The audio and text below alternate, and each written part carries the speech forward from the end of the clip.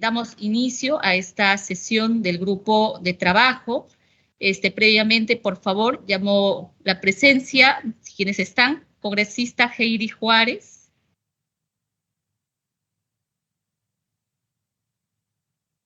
Presente. Congresista Alex Paredes. Presente, coordinadora. Gracias.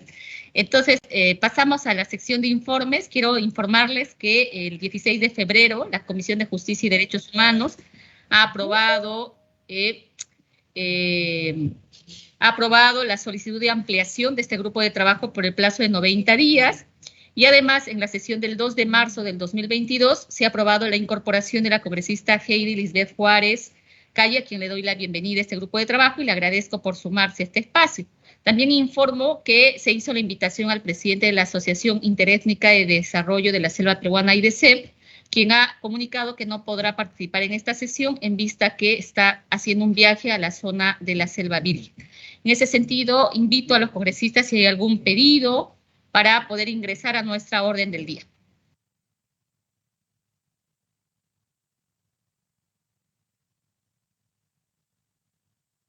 Sí, no, sin haber ningún pedido, entonces ingresamos a orden del día.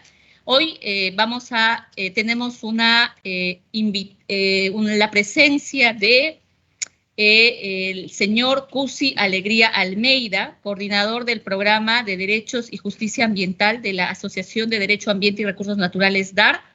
No sé si ya está aquí presente en la plataforma, no sé si me confirma el asesor, por favor. Se le ha invitado a él, al representante de DAR, para que nos pueda un poco comentar, compartir cuáles son los principales problemas que desde su organización han detectado respecto a la situación de los defensores y defensoras ambientales y qué propuestas plantean con relación a las reformas del marco institucional y normativo referido a la protección de defensores y defensoras ambientales aquí en nuestro país. Entonces, culminada esta intervención, está también presente con nosotros la señora Mar Pérez, responsable de la Unidad de Protección y Defensores de la Coordinadora Nacional de Derechos Humanos. Entonces, iniciamos, por favor, con la presentación del señor Cusi Alegría Almeida. Por favor, si está aquí presente.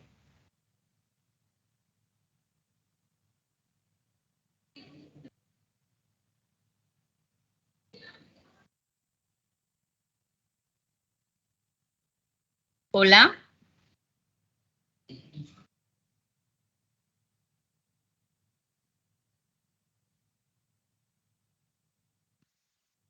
Hola, con el señor Cusi Alegría Almeida, por favor. Sí, hola, buenas tardes. Hola, ¿qué tal? Buenas tardes. Vamos a iniciar, por favor, agradeciéndote que estés aquí presente. Como señalé, el señor Cusi Alegría Almeida es coordinador del Programa de Derechos y Justicia Ambiental de la Asociación Derecho, Ambiente y Recursos Naturales de DAR. Él nos va a compartir los problemas y que ha detectado su organización respecto a la situación de los defensores y defensoras ambientales y las propuestas que plantea esta organización respecto a reformas del marco institucional y normativo con relación a la protección, que es el objetivo de este grupo de trabajo. Por favor, señor Cusi Alegría Almeida, lo escuchamos. Disculpa, está mi compañera Mayra, he querido conectarme de la computadora y no he podido, para que estamos en espera para que ella me pueda ayudar con la presentación. Ya está proyectado. Ok, sí, gracias. Ya está. Gracias. Bueno, ya me presentaron, Cusi Alegría, coordinador del Programa de Derecho y Justicia Ambiental de la ONG Derecho, Ambiente y Recursos Naturales. La presentación tiene cuatro puntos. Primero, una presentación institucional, luego vamos a presentar la información que tenemos sobre el contexto nacional, las problemáticas estructurales que hemos identificado y las propuestas institucionales. Siguiente, por favor.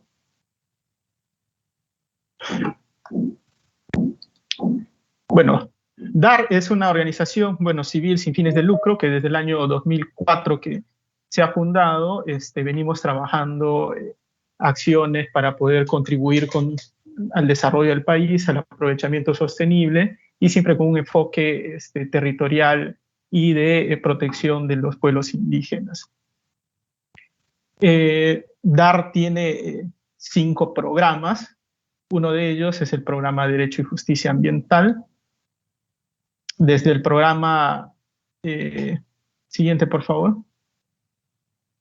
Desde el programa Derecho y Justicia Ambiental promovemos estas dos ejes, fortalecemos el enfoque transversal de derechos humanos y colectivos de los pueblos indígenas en las políticas públicas y a su vez fortalecemos el acceso a la justicia ambiental para prevenir y combatir delitos ambientales.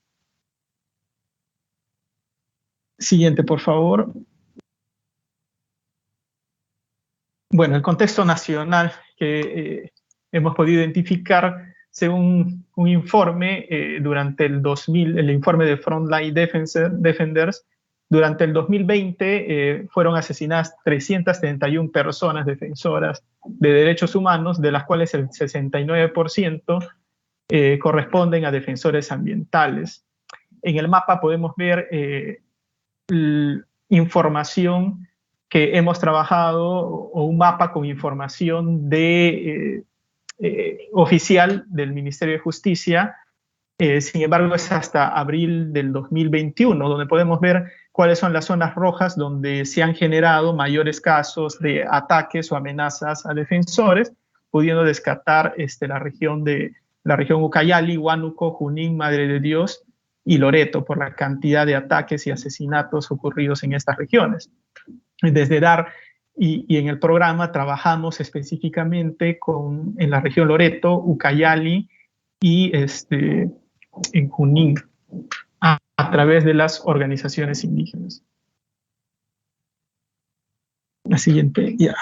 Entonces, con la información del Ministerio de Justicia hemos podido identificar 21 casos, ¿no? Como les he mencionado, hasta abril de 2021. Sin embargo, hemos realizado un estudio de campo liderado por ORAU, que es la organización regional de AIDESEC en Ucayali, con el apoyo de Propurus, en el que se reflejan al menos 113 comunidades en toda la región cuyas tierras o bosques están en riesgo. Y son 113 comunidades y por eso hablamos que las afectaciones no son necesariamente individuales, por lo general son colectivas, porque afectan a toda la población de la comunidad. Entonces, el número de defensores que requeriría ser incorporado al registro nacional es de 92 nuevos miembros, y los cuales no han sido todavía registrados, y se debería ahí considerar el proceso para su registro. Entonces, ¿cuáles son los problemas estructurales que hemos identificado? Primero, vamos a señalar 4. El primero de los más resaltantes es la falta de seguridad jurídica. Podemos ver que el proceso de titulación de una comunidad nativa puede tardar 20 años. Y mientras que el de un predio individual, en menos de 1 año y medio es titulado. Hay comunidades, y hay el proyecto PTRT3, por ejemplo, no da muestras de avance. El proceso de titulación es súper lento, y todavía hay muchas comunidades que no han sido tituladas. Entonces, la inseguridad jurídica que tienen las comunidades en su territorio es un problema latente, ya que genera, por un lado, la inseguridad territorial, y sobre todo empiezan a generar conflictos de usurpación de tierras, ¿no? La siguiente, por favor. Con esto se incrementan las actividades ilícitas. El incremento de las actividades ilícitas, sumado a la inseguridad territorial, genera un peligro latente hacia las poblaciones indígenas, ¿no? Se está incrementando, y con la pandemia incluso más se han incrementado el tráfico de tierra, la tala ilegal, la minería ilegal. Incluso en Iquitos hay minería ilegal en la cuenca del Nanay, o sea, cerca a la ciudad de Iquitos, los cultivos ilícitos de coca, el narcotráfico, y la mayoría de casos identificados por DAR, las autoridades regionales de Loreto, Junín y Ucayali otorgan títulos individuales en espacios que se superponen o llegan terceros y hacen uso de la violencia y se posesionan en el territorio comunal. Es decir, la inseguridad jurídica no tiene un territorio saneado y la misma autoridad regional, las direcciones agrarias, otorgan muchas veces títulos onerosos a parceleros para realizar actividades y en algunos casos la mayoría son actividades ilegales. Asimismo, el impulso de proyectos de infraestructura vial, bueno, sabemos que los proyectos de infraestructura vial son desencadenadores para actividades también ilegales, y entre ellas en Ucayali, por ejemplo, se han identificado 56 pistas de aterrizaje clandestinas, 7 más que en el 2020. Entonces, estas carreteras, o bajo el contexto de la reactivación económica, los proyectos de infraestructura que no se desarrollan sin un enfoque cultural, no se evidencia el desarrollo de las poblaciones, no se las toma en cuenta y no se toman en cuenta las salvaguardas para la afectación ambiental, social y económica de las comunidades. Se desarrollan los proyectos de inversión por generar economía, por generar más proyectos a nivel nacional, y esto obviamente incrementa las actividades ilícitas y la afectación con ello de las comunidades y los defensores. Siguiente, por favor. La falta de acceso a la justicia. Bueno, podemos identificar que muchos de los casos de los asesinatos y amenazas han quedado impunes. El Estado demora demasiado tiempo en activar el mecanismo intersectorial, y es así que no termina siendo un camino que garantice el acceso a la justicia. Entonces, se evidencia una falta de justicia, de acceso a la justicia en las comunidades, a los defensores ambientales. Desde DAR proponemos que se destine un mayor presupuesto institucional para los equipos de las fiscalías especializadas, a fin de poder dar más celeridad a los casos de las denuncias realizadas por las poblaciones afectadas, que se haga una fiscalización efectiva y al mismo tiempo se pueda sensibilizar y fortalecer las capacidades de las comunidades que están alejadas de las sociedades urbanas, y en la mayoría de los casos están alejadas del Estado, o sea, no se siente una presencia del Estado en estas zonas. Producción de las economías familiares indígenas. Es que se tiene que competir con actividades ilícitas, entonces las comunidades necesitan desarrollar su economía para dedicarse a actividades lícitas y no ilícitas, ya que estas vienen a ser una tentación, dado que generan mayores ingresos que las actividades que comúnmente vienen desarrollando. Bueno, fortalecer las capacidades de los pueblos indígenas, la articulación de las propias comunidades nativas con sus organizaciones representantes. Las comunidades están organizadas tienen juntas directivas en sus comunidades, tienen federaciones, estas pertenecen a organizaciones regionales y a su vez a organizaciones indígenas nacional. Entonces es importante que estas organizaciones puedan se puedan fortalecer organizacionalmente para hacer una mayor incidencia y un seguimiento en los casos de amenazas y ataques a los defensores. Implementar también a través de ellos sistemas de alerta temprana que permitan prevenir también otros ataques. Bueno, esas son las propuestas de DAR que hacemos desde DAR, y bueno, esa sería toda nuestra presentación. Muchas gracias. Muchas gracias. Vamos a hacer las preguntas al finalizar, colegas, si les parece. Quiero invitar ahora a la señora Mar Pérez Aguilera. Ella es responsable de la Unidad de Protección a Defensores de la Coordinadora Nacional de Derechos Humanos, una organización importante a nivel nacional que ha venido trabajando de manera permanente la situación y amenazas y riesgos de los defensores. Ella también nos va a presentar los principales problemas que desde su institución se ha identificado y también las propuestas que se propone respecto a una posible o no mejoras al marco institucional vigente.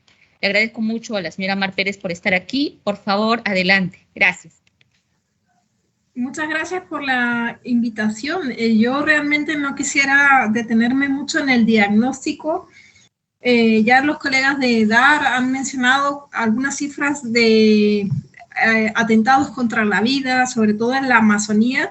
Más bien yo quisiera centrarme en algunas propuestas.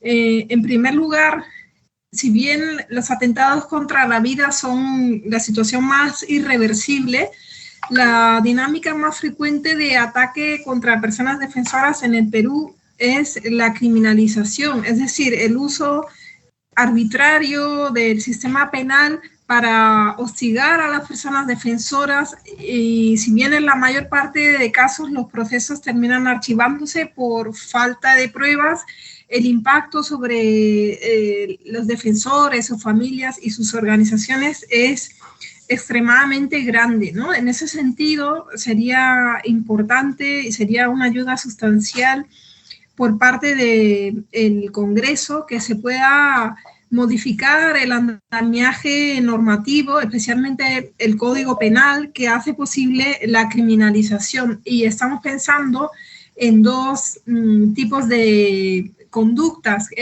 las relacionadas con la protesta social, pero también cada vez más estamos observando la criminalización de periodistas que también tienen la consideración de defensores de derechos humanos cuando denuncian situaciones de corrupción, investigan, por ejemplo, situaciones de violencia contra la mujer, violaciones de derechos humanos.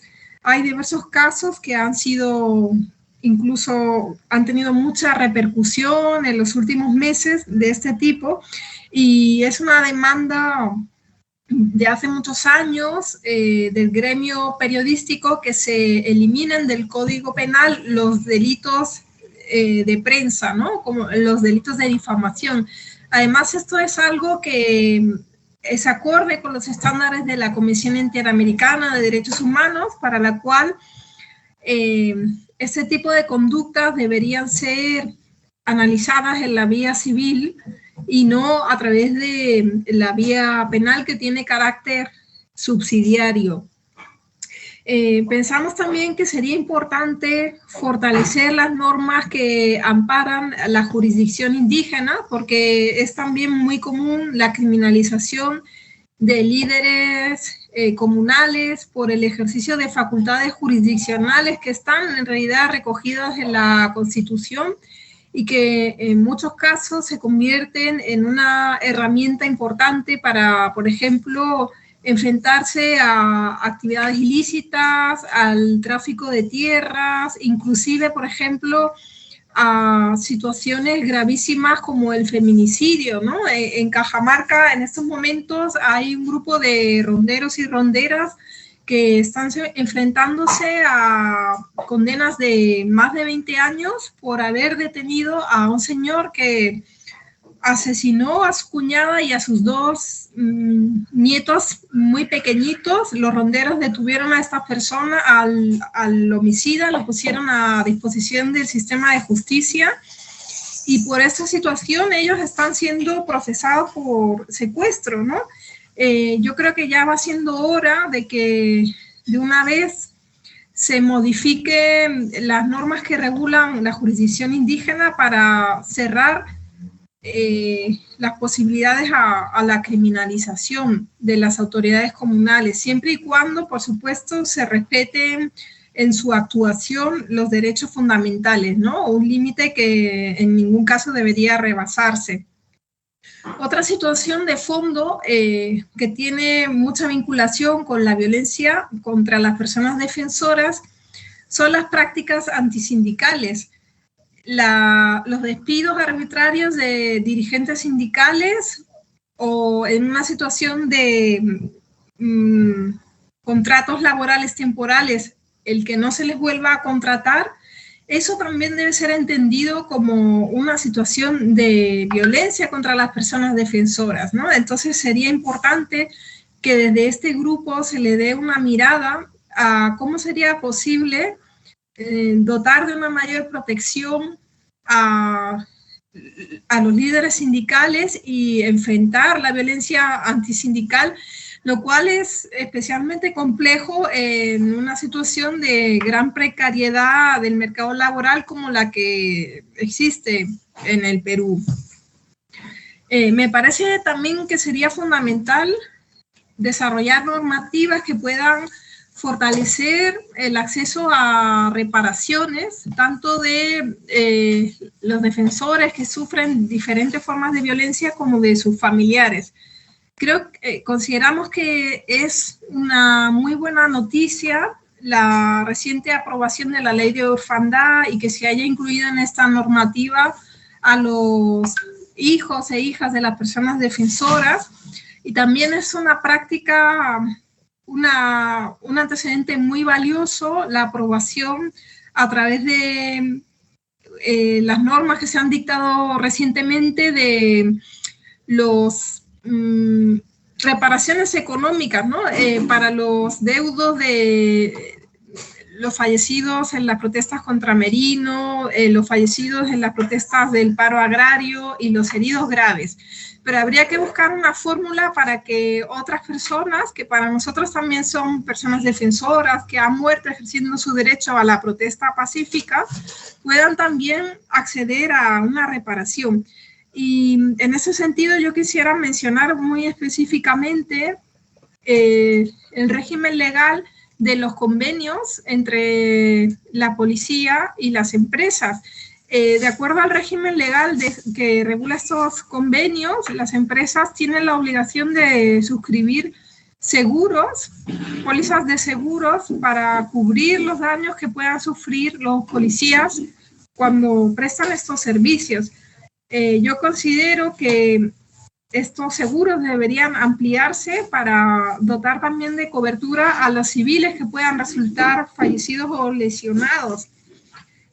Siguiendo un principio elemental de justicia, ¿no? Que es que quien se beneficia de una actividad debería también asumir los riesgos derivados de la misma. Y en general consideramos que deberían habilitarse procedimientos administrativos para acceder a reparaciones que no dependan de la vía judicial, porque la vía judicial se demora años. Veamos, por ejemplo, el caso Sagüeto, ¿no? Un caso que ha tenido muchísima repercusión internacional, incluso un proyecto grande de titulación lleva el nombre de Sagüeto, ¿no? Y sin embargo, al día de hoy todavía no se ha conseguido justicia para estas familias, ¿no?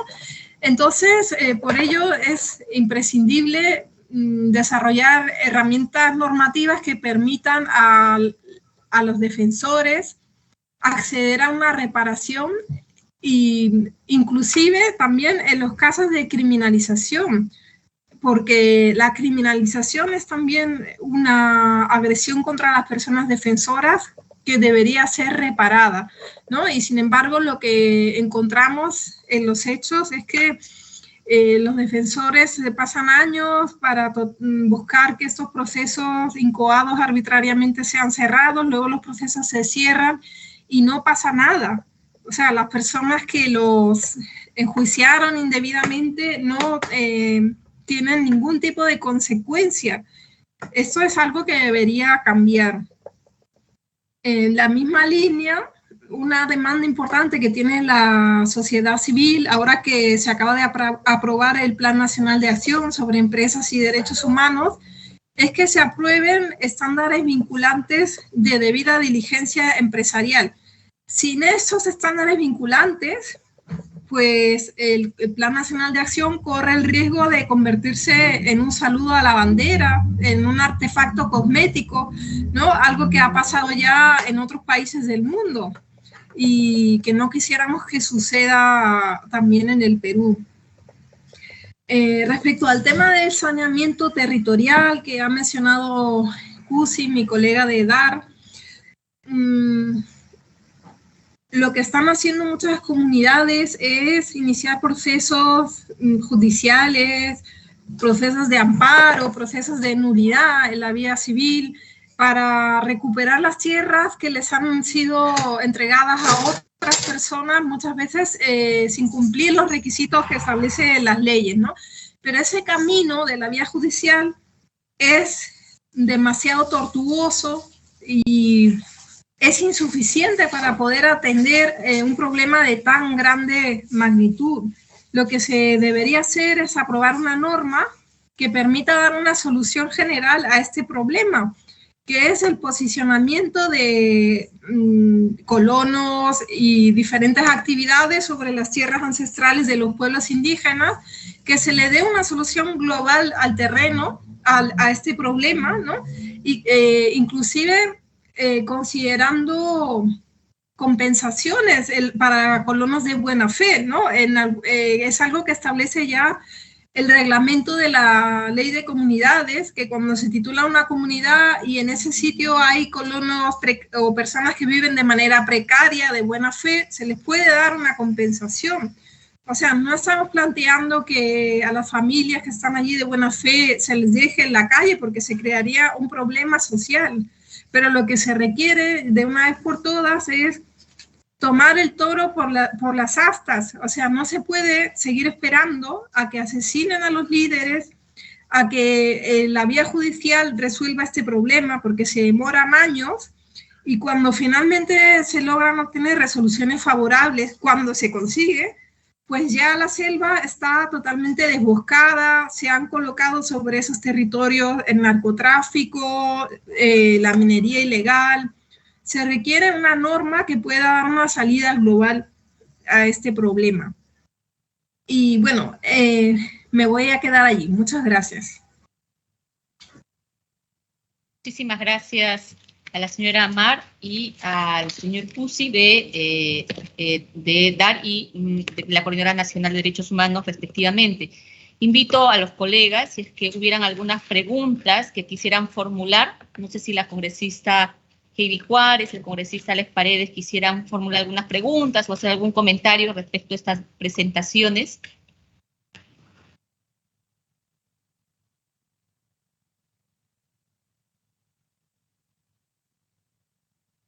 ¿Ninguna? Bien. Yo quisiera formular dos preguntas. Una primera es, en una anterior sesión estuvo aquí presente el representante del Ministerio de Justicia, un poco comentándonos sobre el tema de este protocolo interinstitucional, ¿no?, que existe de protección de defensores, defensoras, este mecanismo que es como consecuencia de esta recomendación que dio el Estado peruano. Quisiera preguntarles, aprovechando además que ustedes están trabajando, dando seguimiento a estos temas, es conocer cuál es vuestro balance sobre esta relación interinstitucional, ¿no?, que se hace mención en el protocolo, que obliga a que tenga el Ministerio del Interior, el Ministerio Público, para garantizar las medidas de protección. Esa es mi primera pregunta. Y como consecuencia de eso, si es que vuestras instituciones hubieran dado seguimiento sobre algún caso o casos de defensores que estuvieran en situación de riesgo, donde se hubieran aplicado estas medidas de protección, y si estas se han sido de manera efectivas o no, o qué deficiencias ustedes han podido encontrar, si ustedes nos pudieran precisar esto. Y mi última pregunta es, ¿cómo evalúan ustedes en general este decreto supremo, el 004-2021, para precisamente atender estas medidas de protección? Esa, por favor, si pudieran un poco compartirnos estas preguntas. Empezaríamos con el representante del DAR, con el señor Cusi Alegría, para luego darle paso a Mar.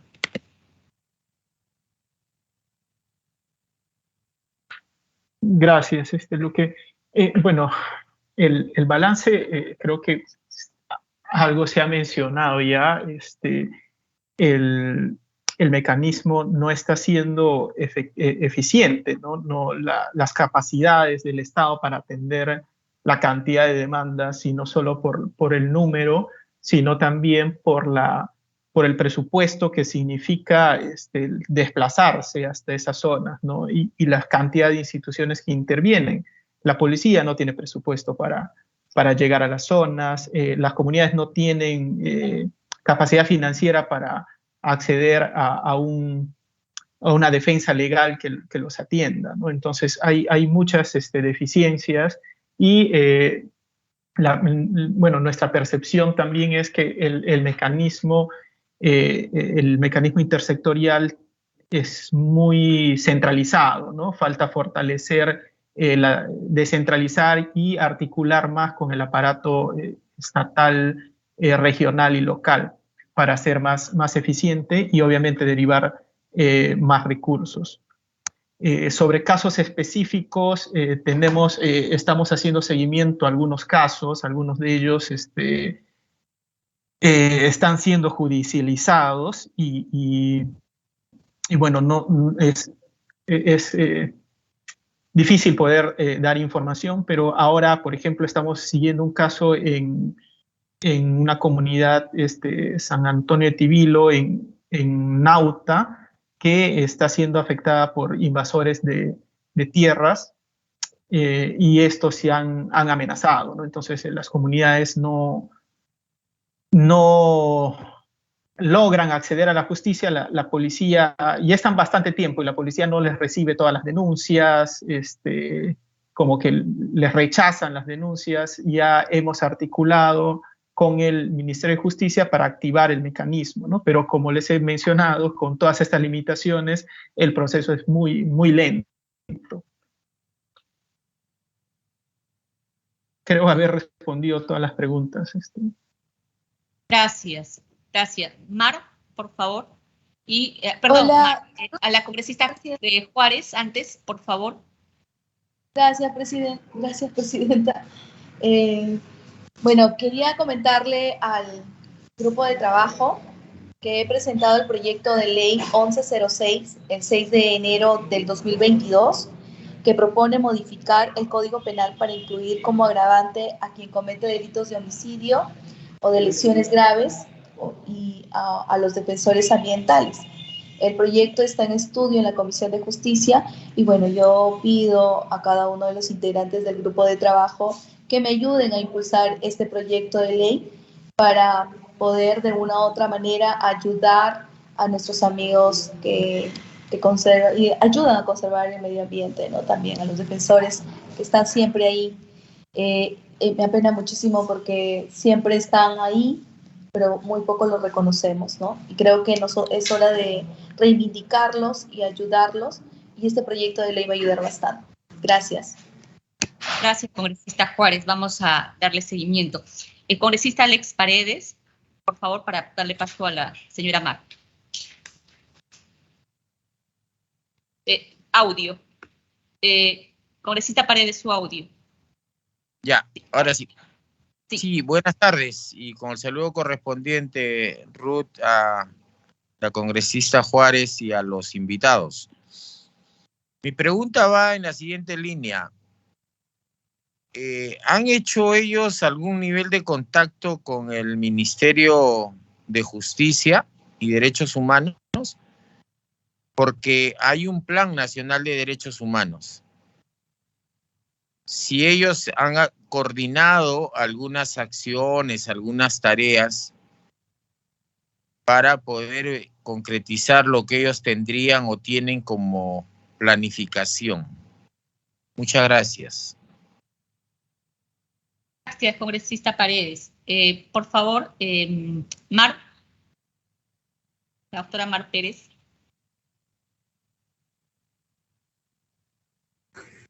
Sí, gracias por la pregunta. El Plan Nacional de Derechos Humanos, tal como señala el congresista, el plan aprobado en el 2018, fue un hito muy importante porque por primera vez estableció a las personas defensoras como un grupo al que el Estado debía proteger. En el marco del plan se creó una mesa de trabajo liderada por el Ministerio de Justicia, en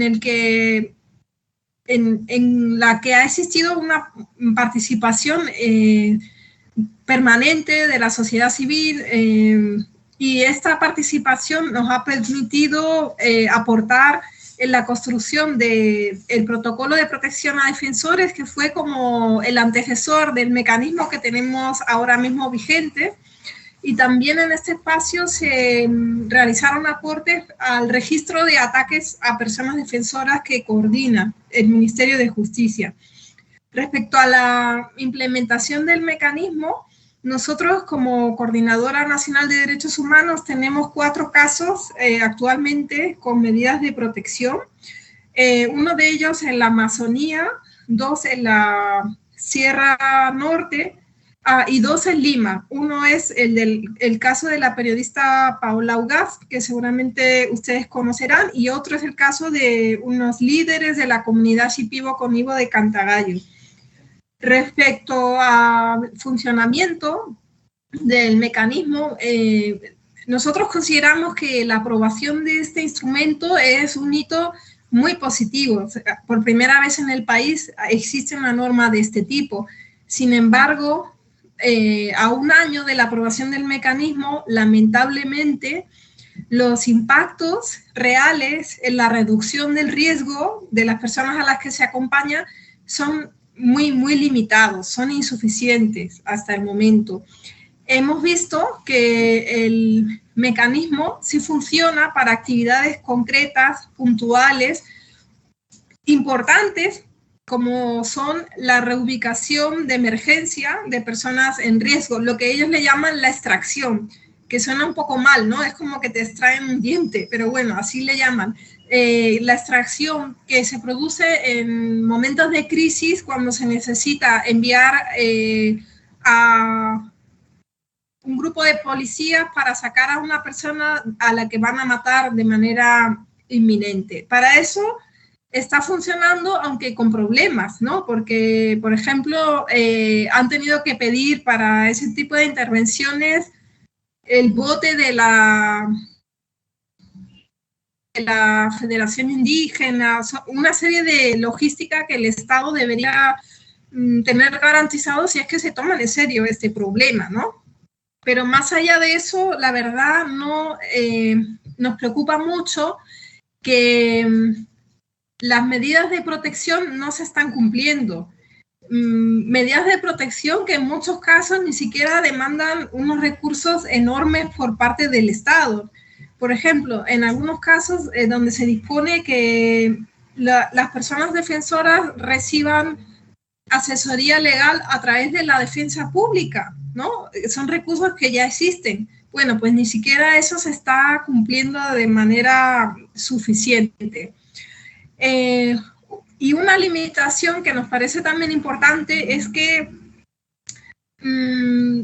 miren, muchas veces lo que puede garantizar la seguridad, la protección de las personas no es ponerle policías en la puerta de su casa, porque además eso en las comunidades muchas veces es inclusive inviable. Lo que realmente puede garantizar la tranquilidad de estas personas y de estas familias es darle una mirada a los problemas de fondo, ¿no?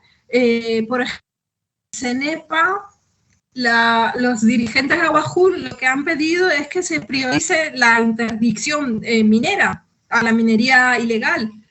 Y el Estado se ha comprometido a hacerlo, pero desde hace 2 años no pueden conseguir los recursos para ello.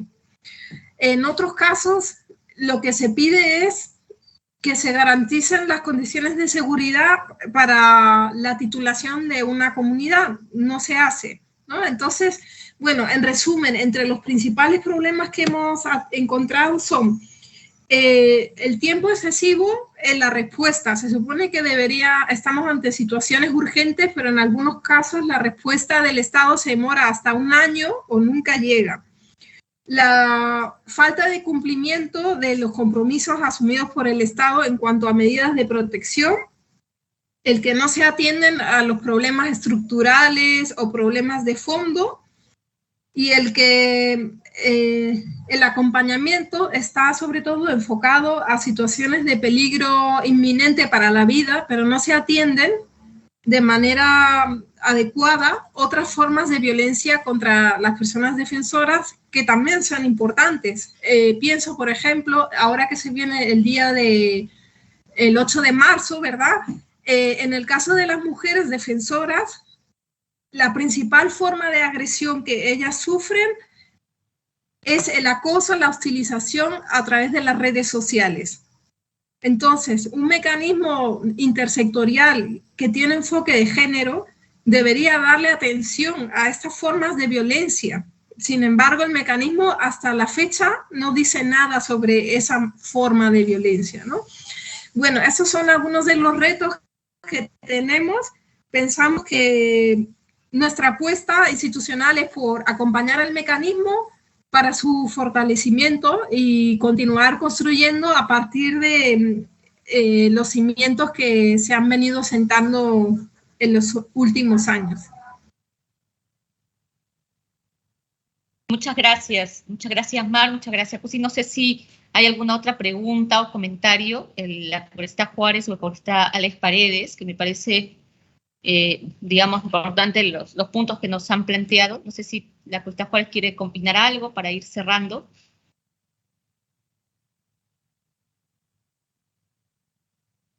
No, ya. Entonces, les agradezco mucho tanto a la representante de la Coordinadora Nacional de Derechos Humanos y a DAR por habernos compartido desde la perspectiva y experiencia de trabajo que tienen estos años respecto a la problemática y preocupaciones que plantean sobre el funcionamiento tanto del marco institucional, normativo y estas situaciones concretas que nos han ido detallando. Nosotros estamos elaborando varias de estas presentaciones, un informe que vamos a dialogarlo al interior del grupo de trabajo y esperamos desarrollar algunas sesiones más dentro del plazo previsto. Y aquí me parece importante, colegas, un poco lo que ha mencionado la iniciativa legislativa que ha presentado la congresista Juárez. Yo creo que la idea sería, si es que de este grupo de trabajo podemos concluir con algunas recomendaciones o fórmulas normativas, creo que va a enriquecer el fortalecimiento de este mecanismo, que es lo que estamos buscando, ¿no?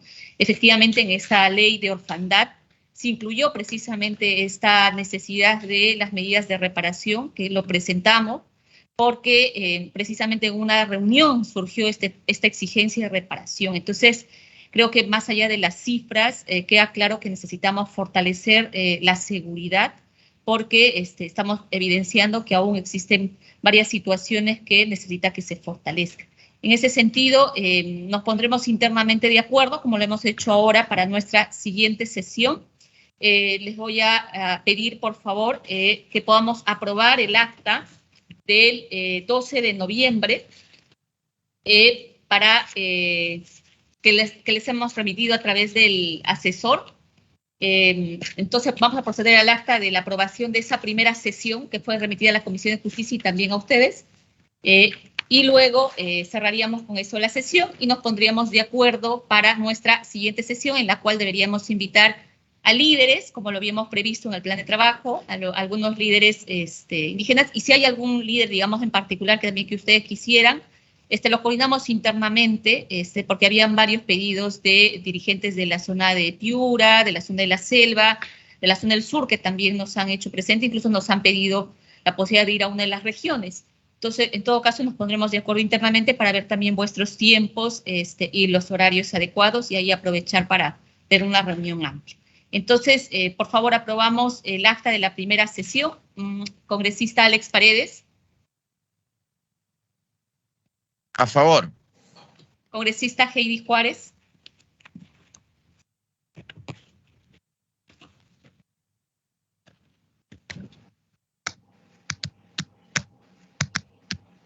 Acaba de escribirme que está en una zona con baja cobertura, dice a favor. Entonces, no habiendo más intervenciones ni otro punto a tratar, colegas, muchas gracias. coordinamos internamente la sesión, la próxima sesión, y definimos si es que lo desarrollamos en alguna región como está prevista en nuestro plan de trabajo, que nos tocaba la zona de sur, y conforme a eso se aprueba por aprobada por unanimidad la dispensa de la presente sesión. Muchísimas gracias. Gracias, Alex. Gracias, Heidi. Listo. Gracias, Ruth. Listo. Gracias. No, gracias a ustedes. Seguimos. Chao, chao, chao.